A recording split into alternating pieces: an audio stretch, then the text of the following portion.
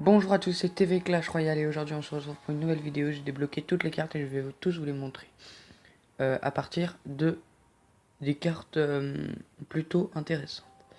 Donc il y a ça pour un élixir, ça vous stoppe un prince et comme ça il n'arrive pas à pleine vitesse. Les squelettes aussi c'est plutôt pas mal. Ça ne sert à rien. Les gobelins ne servent à rien. La mini-électrocution sert à détruire un minimal l'horde de gargouilles pour éviter qu'elle fasse des dégâts sur la tour. Et on peut aussi détruire une armée de squelettes. Les chauves-souris, elles défendent super bien. Ça, c'est comme la mini-électrocution, elle détruit tout un peu, tout ce qui passe. Les gobelins, ça ne sert à rien. Ça, c'est super utile pour, par exemple, défoncer un golem.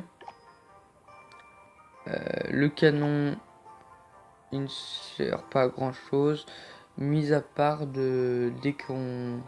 Par exemple, le golem va essayer d'aller détruire notre tour, et ben on peut un peu taper pour le détruire un minima.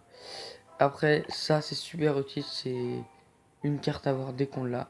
Une carte à voir, dès que tu l'as, faut la jouer. Alors, la Telsa, elle sert à partir du niveau 10. Le mortier, il sert à partir du niveau 10. La horde de gargouilles, elle est utile pour défendre. Les barbares aussi. Les barbares d'élite peuvent faire très mal en attaque, comme le géant royal. Le golem sert à dévier l'attention et à minima geler. La guérison sert surtout pour les trois mousquetaires. La pierre tombale surtout pour le prince, parce que dès que la pierre tombale est cassée, et ben tous les squelettes vont s'abattre sur le prince. Moi je comprends pas pourquoi elle est aussi bien placée, le gobelin à Sarbacane. Enfin dans une telle arène. Après il y a la méga gargouille. Elle est utile à partir du niveau 8. Les mousquetaires, mieux vaut utiliser les 3 mousquetaires, mais les mousquetaires c'est quand même bien. Le PK, ça va jusqu'en arène 5, après plus l'utiliser. Très utile dès que tu es en arène 10. C'est très bien utilisé, mais il faut qu'il ait un niveau assez élevé parce que sinon c'est nul. Euh, Ça c'est très bien, mais c'est la machine volante. C'est très bien. La Valkyrie, elle est très utile. Le chevaucheur de cochon, ça jusqu'à l'arène 8. La tour à bombe, elle est inutile. La Telsa, c'est bien pour les montgolfières.